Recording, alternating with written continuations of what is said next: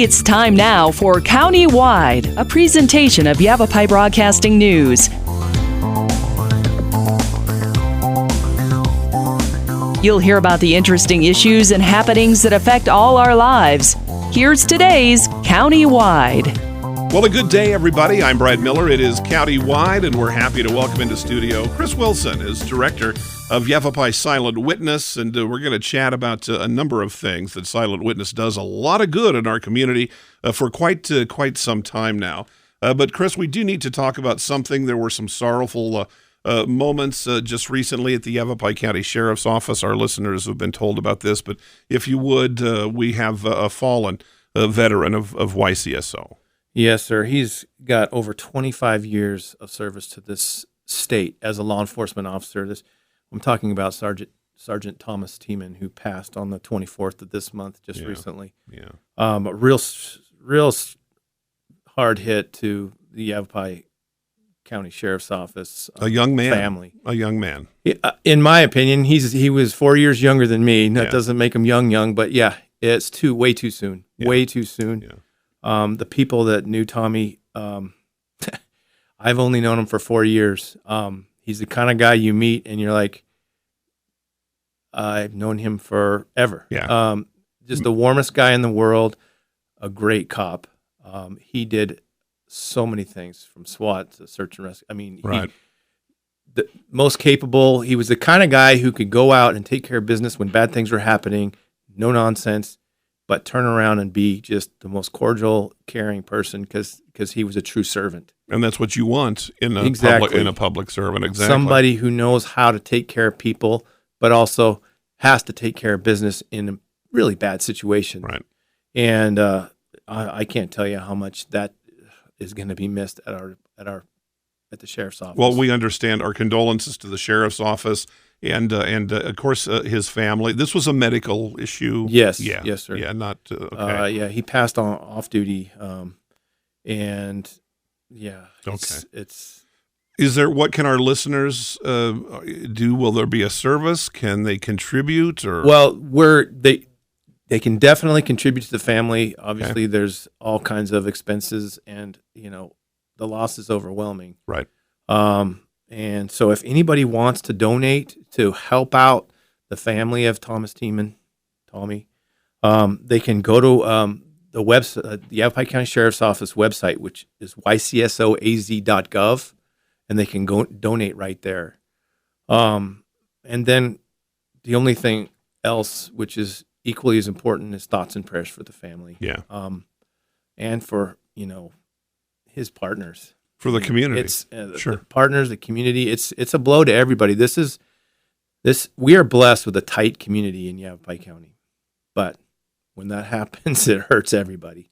We're big enough that that it's serious business, but we're small enough that we can still have family in our workplaces and in our social. Yes. Yeah. So I understand, and our sympathies certainly. So I'm just encouraging the public to, and even if they're just out and about and they see law enforcement, just give them some encouragement. It's coming from being involved in law enforcement in one way or the other for the last 30 years. It's changed. Yeah. Our world has changed, and it's a challenging job. Sure. And it takes a toll on these folks. And we are blessed with a county that supports us, but all the more reason to do it more. Good words. Good words. Thank you for that opportunity to talk about that. We appreciate that. Again, the county's, the Sheriff's Office website, ycso.az.gov. No, it's ycsoaz.gov. The one dot is after the AZ. ycsoaz.gov. You can take a look there. All right. We know you best as we introduced you as Yavapai Silent Witness Director, and Catch-22, I know our listeners are very familiar with. It's been a successful program now for quite a few years. It'll return coming up in July. We'll have you back at that time to talk a little bit more about that specifically. Cold cases. I think you wanted to talk a little bit about cold cases today. Those are the kinds of things that really, I think, kind of interest the public. True crime on TV shows are very, very popular. Yes.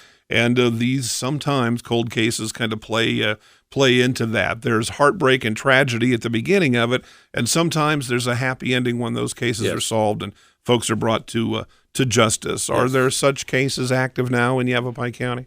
Definitely. Sure. When people think that cold cases is where cases go to die, is not the case. At least not in Yavapai County. I can't speak to the whole nation, but I would say as long as there are cops out there, these cases don't die because real cops have the biggest hearts for victims and their families, and that doesn't go away because cases 10 years, 20 years, 30 years, you keep going. Yeah. As long as there's, a snowball's chance and where of solving it, they're going to keep trying to overturn every rock and find out what they can find to bring some kind of closure to families. When we talk about a cold case, the way you describe it, there's, in a sense, there's not really such a thing as a cold case. I think most people outside law enforcement think of a cold case as one where there's a crime committed and the resolution takes a long time to get to. Yes. But the study, as you just told us, never really ends. The case really never ends cold, just that it's the duration of time that kind of can kind of pass. But the work continues. And what are some of the obstacles that create a cold case? Just getting two people to talk to, physical evidence, probably all of the above, I guess. Yeah, I mean, the most glaring example is just the change in technology, the way that we analyze evidence. Back in the day, if you didn't have witnesses or something like that, placing people at the scene, it became difficult. Right. The other big challenge a lot of times with these cases is that we don't become aware of them until a week, 2 months, or who knows how long. And this I'm speaking of when we find remains, right? Or someone finds remains, right. And it starts cold. Yeah. Crime could have been committed years prior. Yes, sure. But even even a week, and let's face it, some of these cases. One case I'm going to speak to you about started in 1960. 1960. Okay, our evidence collecting techniques, everything was very rudimentary when you compare it to what we do today. Our law enforcement professionals these days are criminal science is what comes to mind. Sure. And in a real terms, real life terms, that is what is going on here. The way they collect evidence, the way they process it, the way they catalog it, those kind of things. It's just changed. So those are all the kind of challenges that often lead to these kinds of things. A lot of times, the other things that could add or exacerbate that situation is when a crime is committed somewhere else, and Yavapai County just basically, and unfortunately this has happened a lot over the years, is the place where they drop the body. Right. Because we got a huge county here. Right. And a lot of it is in the middle of nowhere. I think people from Phoenix, we used to see this, get up and they drive and they've never been out of the city and they get to Bloody Basin Road and they think they're at the edge of the earth. Exactly. No one will ever find this, Yeah, and that's just the beginning. And then a guy on a quad finds them the next day. Yes. I know. And I don't mean to mock or make light, and I don't think it's coming off that way. No. But certainly that's we've heard that too many times for it to be any kind of that it certainly does happen. When we talk about a cold case, and you say like the Little Miss Nobody case, and it started in 1960 with her discovery. Yes. At that time, would law enforcement have even thought to collect what could be used for DNA evidence? Would you have even thought? Why would you have even thought? They would collect things for like fingerprints and things like that, right? Hair samples, different things like that. But I don't think it was even on the radar back then. Why would it be? I went through, I'm dating myself. I went through college in the late 80s and the early 90s, and I was in biological sciences, and we were just studying, DNA had been worked on for quite a bit, but that was when they were actually isolating things and talking about cloning things. And it was different. And that's when Jurassic Park came out and all that. But even between now and then, it's a completely different game. Mm-hmm. And so, that wasn't really even on our radar back then. You were telling me before we opened the mics along that same line, the DNA, that so often, here again, referring to TV shows, but we a lot of us draw our knowledge or misinformation about things from there, where a lot of times we hear about in very old cases like the Little Miss Nobody, where the DNA evidence, even if it was collected, has deteriorated simply because of the time that's passed, the storage capabilities and things like that. And you're saying that some of the technology now is getting to be such that those failures or that decay in evidence is not as problematic as it was. Yeah, they used to have to have like a significant section of DNA to work with. Yeah, I mean significant. Now it's just little fractions and fragments. Yeah, and they're able to work with it. Game changer. And that's just kudos to our scientific community for just never being satisfied. Yeah, sometimes that's a good thing. yeah, exactly. All right, let's do this. Let's take a short break. Interesting conversation talking about cold cases. The golf tournament fundraiser is coming up, too. I want to mention that for sure. That's in, I think, July or summertime, a little bit later. No, it's September. Down the road, September. Okay, in the fall, but still ahead. And Catch 22, a very popular program, and that's all about the public's input and information. We'll break. We'll be back with Chris Wilson, Yavapai Silent Witness, right after this.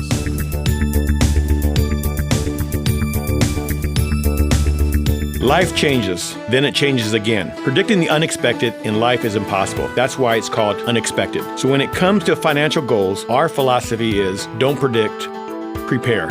Hi, I'm Edward Jones financial advisor Matthias Sandoval. A job loss, change in health, or a loss of a loved one can have a big impact on your family's financial security. Let's work together to help make sure you're equipped for life's unexpected events. Call our office to schedule a face-to-face appointment. Edward Jones, making sense of investing. Member SIPC. Verde Solaire, your hometown heating, air conditioning, and plumbing company in the Verde Valley. And your trusted North Central Arizona Goodman dealer.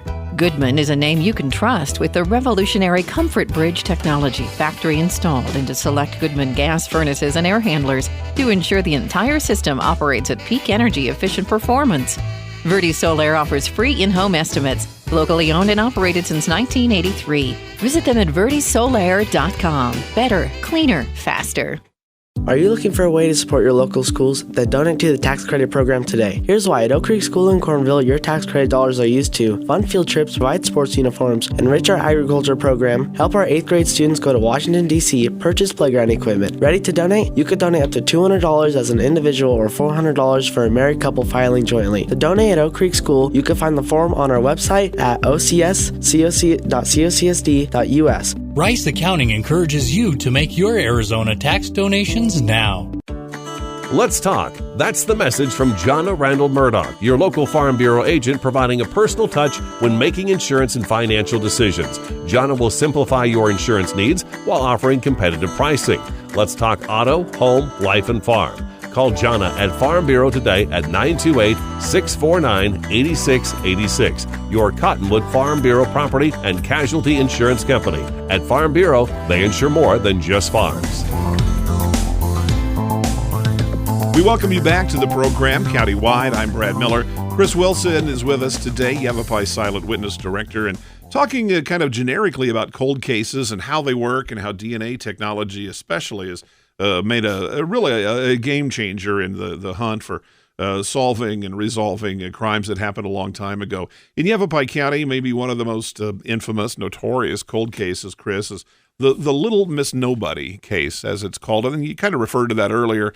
A young body, 4 years old, Yep, I think? 4 years old. Was found when and where? She was found in the desert of Yavapai County, so in one of these remote areas, back in July of 1960. In early July. There you go. That's going back. Yeah, and you'd think, my gosh, how can we ever, So she basically disappeared from the front yard of her grandma's house in Alamogordo, New Mexico. Okay. And later found on the 31st of July in Yavapai County. Okay. We had no way of identifying her after all kinds of reaching out all over the place. They just were not able to identify her. Because the connection when she was found was not made to the grandma. For a long time. Yeah. We know now that was the case, but when her body was discovered, they didn't have any way of knowing. They had nothing. Okay.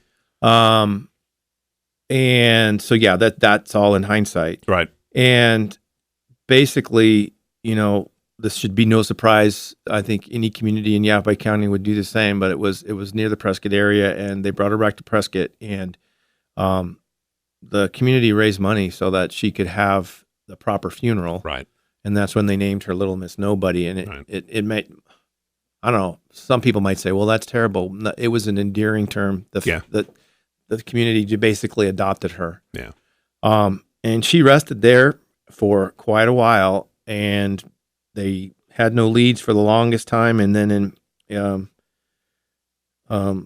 YCSO in 2015 got in contact with some cold case detectives out of Colorado and started to decide, hey, look at all these amazing steps forward we've taken in law enforcement with DNA.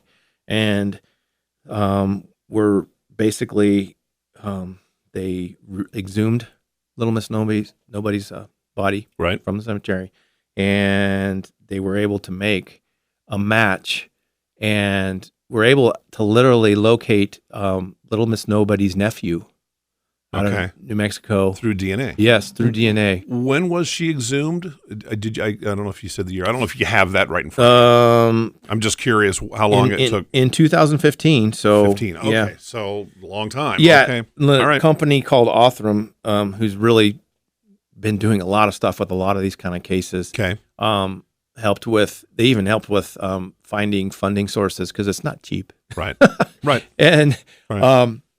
and they're very advanced DNA techniques, and their technology were able to do that, and we were able to actually reunite her remains with her family. How did you make the connection that her DNA hit or matched or whatever the terminology is with? Did you say cousin or? It was her nephew. Her nephew. How did you know to even find the nephew? Was his DNA on file for some reason? And they, back in the beginning, I believe they had an inkling that it could be the same girl. Gotcha. Okay. But the DNA wasn't there. Somewhere that had developed as a possibility. Okay. Yes. And that's how it often happens. Yeah. Sure. And so there were obviously two goals in this case. One being finding who did it. Yeah. That's a huge goal. But also bringing some kind of closure to the family, because it was always, I believe in the news conference, his name was Ray. The nephew's name is Ray Chavez. He just remembers, hearing stories about his aunt. But so it's kind of like one of those things that the story's never answered. What we all think about how enthused we are about watching these crime documentaries, and then at the end we don't know any answers. Think how we feel there, but think how they felt. Yeah. I mean, this is your family. You mentioned the grandma's front yard. I'm guessing 60 years later, almost. Yeah. Or up until 2015, good 50 years later, grandma probably went to her grave not knowing. I can almost, Guilt, perhaps. I mean, that's just terrible. That's awful. Yes, it is. Yeah. So that is just one example of how these cold case investigators, some are, one of them is actually employed, but most of them are volunteers. Mm-hmm. They come in here and they just never stop. Well, I know so-and-so turned this rock over. Yeah.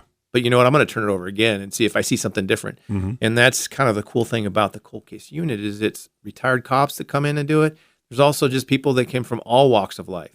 That's great. It's huge because, sometimes cops look at things the same way and they're very good at what they do. Right. But when you come and you hit your head against a brick wall 5 times, maybe it's time to take a different tact. Right. It's just like as a simple analogy, you're putting you're putting a deck on the back of your house. Mm-hmm. You run into a problem. This isn't quite working. Your buddy comes and he's got a different idea, and the project gets back underway again. It's just simple little things. A second set of eyes, or ears, or thought on something can really change the scope of it. And it sounds like that's kind of the partnership that the cold case people have with each other. And I mean, they basically work right across the hall from me, so I go in there every once in a while. Oh, I'd never leave that room. Thinking, it just seems exciting to me. Maybe it's sleepy. I don't know. That's what I thought. I'll go over there and see if I can wake them up. And you sit down with them, and their eyes light up when you ask a question. They're all over it, and they will tell you Yeah. All about, because I need to keep up on these because I put media out on them every once in a while. And I used to go into the files and read the reports. I do both now. But if you want to see the enthusiasm in these people's minds that go over the same case hundreds and hundreds of times. Right. And the fact that they're not sleepy-eyed. Yeah. I don't even know if those people use caffeine. You've got to try to keep it fresh. That's how they find the answers and bring resolution. And they do it. Yeah. I mean, they're successful. We'll get to. I got to get you to get one of the detectives or anybody from that unit. We can do that. We'll do that on a future show. That's interesting and exciting stuff. All right, we need to take another break. We'll come back and wrap up with Chris Wilson, Yavapai Silent Witness. Countywide's back right after this. Life changes, then it changes again. Predicting the unexpected in life is impossible. That's why it's called unexpected. So when it comes to financial goals, our philosophy is don't predict, prepare. Hi, I'm Edward Jones financial advisor Matthias Sandoval. A job loss, change in health, or a loss of a loved one can have a big impact on your family's financial security. Let's work together to help make sure you're equipped for life's unexpected events. Call our office to schedule a face-to-face appointment. Edward Jones, making sense of investing. Member SIPC. Verde Solaire, your hometown heating, air conditioning, and plumbing company in the Verde Valley, and your trusted North Central Arizona Goodman dealer. Goodman is a name you can trust with the revolutionary Comfort Bridge technology factory installed into select Goodman gas furnaces and air handlers to ensure the entire system operates at peak energy efficient performance. Verde Solaire offers free in-home estimates, locally owned and operated since 1983. Visit them at verdesolaire.com. Better, cleaner, faster. Are you looking for a way to support your local schools? Then donate to the tax credit program today. Here's why. At Oak Creek School in Cornville, your tax credit dollars are used to fund field trips, provide sports uniforms, enrich our agriculture program, help our 8th grade students go to Washington, D.C., purchase playground equipment. Ready to donate? You could donate up to $200 as an individual or $400 for a married couple filing jointly. To donate at Oak Creek School, you can find the form on our website at ocs.cocsd.us. Rice Accounting encourages you to make your Arizona tax donations now. Let's talk. That's the message from Jonna Randall Murdoch, your local Farm Bureau agent, providing a personal touch when making insurance and financial decisions. Jonna will simplify your insurance needs while offering competitive pricing. Let's talk auto, home, life, and farm. Call Jonna at Farm Bureau today at 928-649-8686. Your Cottonwood Farm Bureau property and casualty insurance company. At Farm Bureau, they insure more than just farms. And again, good day countywide. I'm Brad Miller, and we return to kind of wrap up with Chris Wilson, Yavapai Silent Witness, and we were chatting during the break. We're definitely going to get one of the cold case detectives or volunteers, whichever it is, in here and chat a little bit more about some of these things. It is fascinating, I think, to the public, and awesome that it works out so well so many times. Yes. It takes a long time. We've got 7 off this list already, and it's just going to grow. Lots of frustration, but boy, it's a huge payday and a huge payoff when it all comes together. All right, in our closing moments, if you would, again, as we started at the top of the show, YCSO recently suffered a very deep personal loss, and if you would, again, kind of talk a little bit about that, especially in how our listeners might be able to help the family. Well, it just would be greatly appreciated, and this community is always good about coming forward in bad times like this, and that's how we grow as a community. Just they can donate by going to ycsoaz.gov, and they'll see a picture of Tommy, and there's a QR code where they can just click on and donate. And then just encourage your law enforcement professionals. Even if people don't know him, the law enforcement community takes this really hard. Right.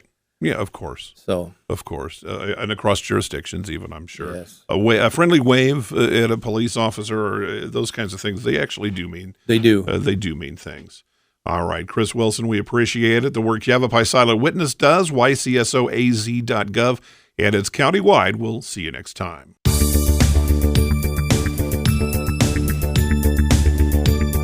This has been Countywide. Listen in each Tuesday and Thursday at this time. If you have a topic or guest idea that you'd like to suggest, email us, news@myradioplace.com.